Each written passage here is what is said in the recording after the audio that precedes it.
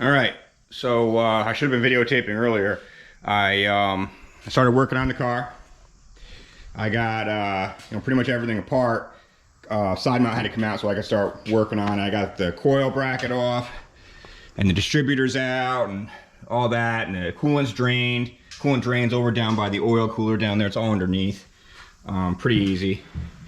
I got all the head bolts off. One thing I'll note is I probably gotta get a light on here, let's see. I got the distributor marked with a red line, if you could see that. That's where I currently am with the timing pointer, and that's just a random red line. Corresponds to the red line on that distributor shaft, and I taped the distributor. So what that means is I'm just trying to save my timing. So here's the distributor, and there is there's tape holding the rotor. So it's just a slot. It's not geared like a small block or anything. Not that I'm a small block expert. My understanding that they're geared. So these are slotted. So that was one of the things I liked about my 110 is you could pull the timing out, and the worst you could be is 180 out. So if you mark it, it's slotted. It's only going to go back in one of two ways, which is kind of nice. So I'm going to do my best here and try to pull the head by myself. It is heavy. I'm going to try not to take the hood off if I can avoid it, because I will need help for that. I like to get this done today. Once the head is off, then I can start, taking the rods out. So let me see if I can do like a time lapse or something here. We'll see.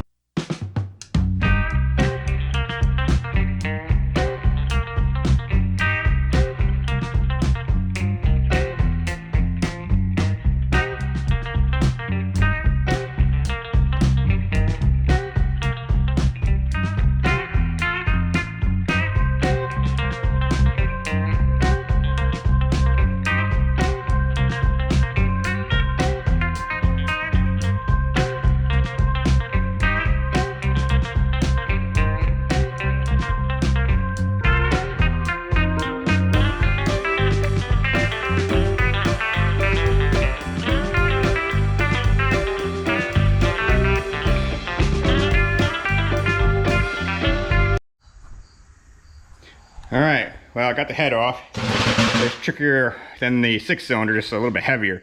The head's not actually that heavy, just a little awkward. I think going back on, I can put it on by hand, but I use the engine hoist to get it off there. So this is what we're looking at. It's got original Packard valves, probably. Looks like they're in good shape. Looks like the head, I'll go show you in a minute. I gotta vacuum all this before I do anything. There's a bunch of corrosion on the studs I gotta take care of. Take a peek in some of these holes here, make sure everything's clean, but I gotta vacuum this before I do that. It doesn't look terrible. I don't see anything major. There's no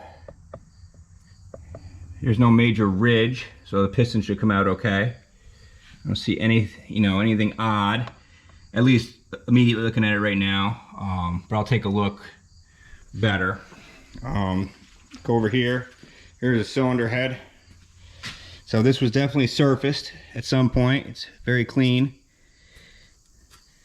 So head's off. Now we'll get to cleaning up And hopefully, I have no idea. I try to do a time lapse. We'll see if it works out. I spent like 30 minutes figuring out the best way to get that head off. We'll take a look. So yeah, this car's a little bit awkward compared to the other one, which is a little bit bigger than I'm used to. As far as the car, just the size itself. I found a Packard service bulletin that showed making this tool. It's just a piece of heater hose with wire in it that holds the hoods tighter together. And it's like, I can't believe I never thought of that. Just, makes life a lot easier. So when I bring it back, hopefully I have everything vacuumed up and maybe one of the rods out. All right, so I got number 3 rod out. No surprise, you see it's a good sized rod. One surprise was the piston pins are shot. I don't know if they weren't replaced. I don't know if they didn't fit the bushings. The bushings are, they could be original. It's hard to tell. They fit up, but look at the wiggle. Look at that. And that's not even in the worn spot. In the worn spot, it's like, look at that. I don't know if you can see it on video, but I mean, look at that. It's substantial. It's got over 15 thousandths. The piston bores aren't bad. The pistons are, I think they're 20 over. Not a lot of wear or anything on the pistons. There is some wear on the pistons where the wrist pin goes in, where it's been moving.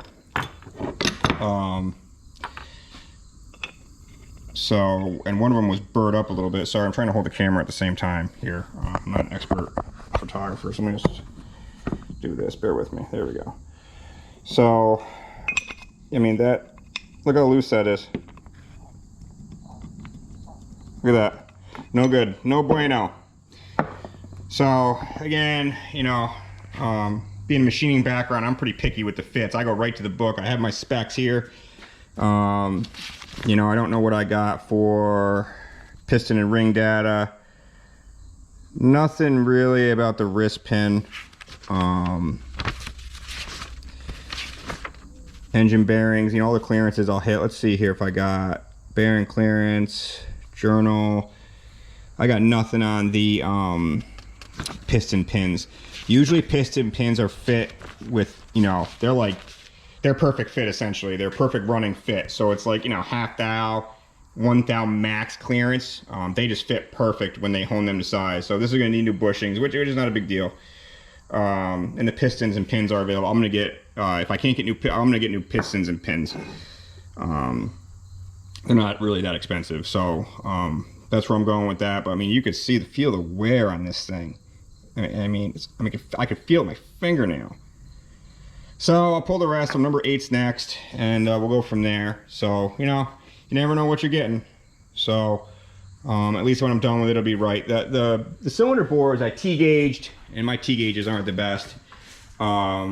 There's something they'll be fine. There was no blow by in this engine, so I'm gonna go with that. I don't think it needs a rebore or rehone. I'll check it. My dial bore gauge is at work. I'll check it quick with a T-gauge.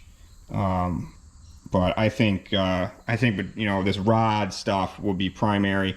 Again, I wasn't getting any other symptoms of piston slap or anything else. So, and I don't see any issues on the cylinder walls. They're not perfect, but they're not worn either. There's no land over in the ring land on top of the bores. So, we'll see what the rest of them look like and see any of the bores. I didn't inspect all the bores yet, but we'll see what they measure and go from there.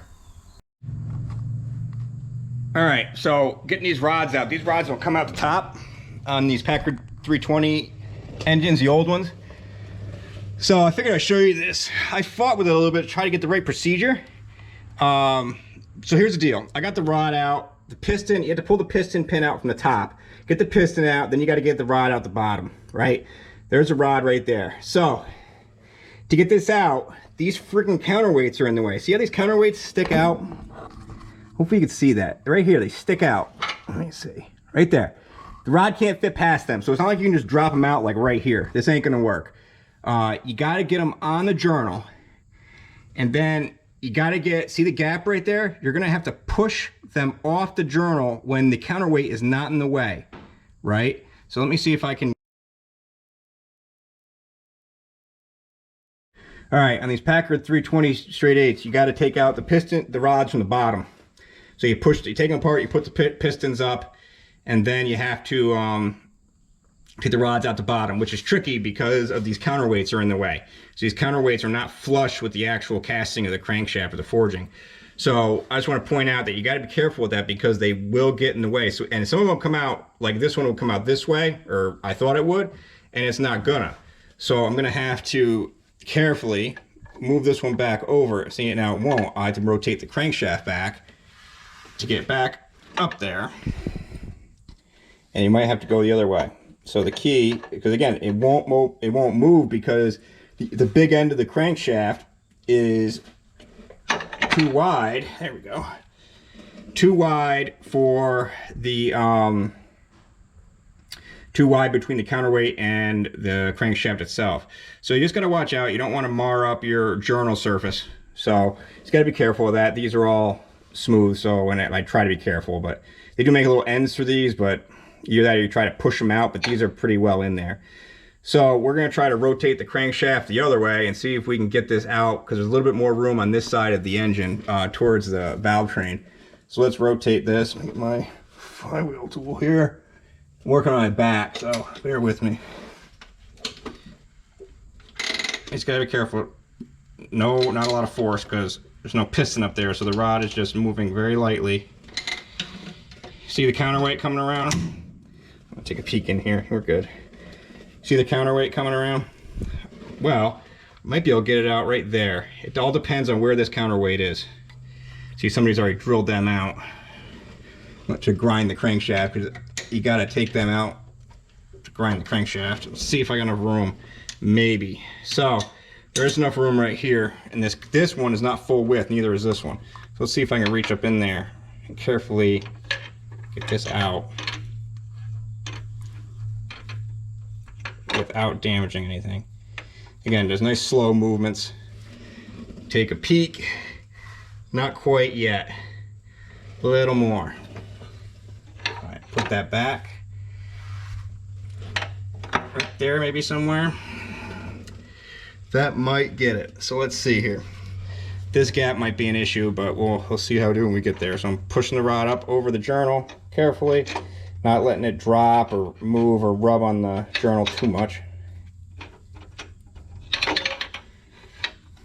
And we'll get that out this way. So let's take a peek. Will it make it? It should. I just gotta see if I can twist this. This engine, although it's got a big stroke, it's a little tight in the crankcase area. So right there, it's not bad. Let's see if we can go and drop. There's the rod. Okay, there's a good shot of the issue. Right there. See the rod? See how it hits these counterweights are too wide. So you have to have the right rotation of the crankshaft in order to get these out. So I'm getting to the point now where I can start to rotate this easily by hand. And we can slowly get this out without hitting the journal too much. And again, I really don't want to pull this motor if I can avoid it. So gently, my flywheel tool's been fighting me all day. I'll move that. See if we can get a little bit more. There it is right there. So there's our rod, right? So just something to be aware of if you're working on one of these motors. You know, these counterweights are something that may not be used to working with. And like I said, I know they existed. I've taken them off for people before. But these counterweights can be a little bit of a problem. So you got to really plan out your removal. All right, so a quick wrap up. I know it's probably gonna be all over the place in this video, but I'll do my best to edit it. So I was down there measuring the journals, and I found out that everything on the journals is 10 under, except for number 5, which is 20 under. I guess people do that. I wouldn't. I would have had them build them all up again and weld it. They use submerged arc welding on crankshafts to do that, but I mean, everybody's different. So 20 thou bearings are available, so I'll be able to do that. All the journals are round that I saw, so we're good there. Take a look here. Here's all the parts. You can see the connecting rods are quite long. One issue, I come up with a lot of the top rings were broken. I will need to check the bores. I checked them with a telescope and gauge. They are what, 20 over, so that's fine. And all the wrist pins, I think I said earlier, another portion I took of this earlier today, the wrist pins are all shot. I can't explain why, other than maybe the motor was not put together well. You never know. And then half the pistons, the expanding slot is supposed to be on the valve side, and they were opposite, so that didn't work either. So I don't know what was going on with this, how it was put together. I don't see a lot of, I see a lot of rookie mistakes. I'm a rookie myself, but I'm a pretty, I'm pretty anal when it comes to putting these motors together. And in general, things are in spec, things are right. Why bother doing it half-assed? That's just me. But everything looks pretty, nothing's really that broken. A couple of top piston rings are busted. That could be. Some people might say it's from removal, but there's no ridge on the motor. There's no ridge on top of the cylinders. The bores are good. I will check them for taper and things. In my opinion, they're a little bit on the big side, but we'll go with that. So yeah, the bores on the wrist pins are just shot. So it needs, I need to convert the, weld up or braze up the bottom of the rods. Braze them up, mill them for thrust, which is like 1.090 on each side evenly. Have it honed out, and at that point we'll have the tangs or the new bushings put in honed at the same time they bore these so they're parallel. Then we'll get new pistons and pins, and in theory we should be back together. So when I saw that one journal, I wasn't real happy that it was undersized, but hey, you never know what you're getting into with some of this old stuff. You just don't. So luckily the bearings were readily available for the 10 under as everything else, and that one journal's 20 under. So I'll still be able to go with inserts. And this week the plan is to get these rods over to Universal Auto to get cleaned, shot peened and cleaned. That way they're good to go for brazing and machining. I'll have them either I'll Magnaflux them myself, I have a kit, or I'll have them Magnaflux it quick to see what they charge. I'm sure they're fine.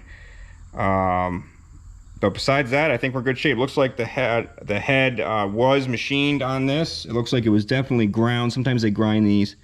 I don't see any fly cutter marks. And the valves are actually original valves. I think I might have said that earlier. I did pull a main bearing just to make sure. I pulled the oiling system off because you got to take the oiling system off to look at that. Pulled the main looked fine. So I'm going to go with it. If the main was bad, I would have pulled the motor. So that would have been a total overhaul. And I'm happy. Again, this is almost a total overhaul. But I can at least do it in frame. The worst thing about these older cars is, in my opinion, is taking up all the sheet metal to get the motor out. I'd probably get the motor out by pulling the fan off, the water pump, and the tranny out. But at that point, what are you gaining here?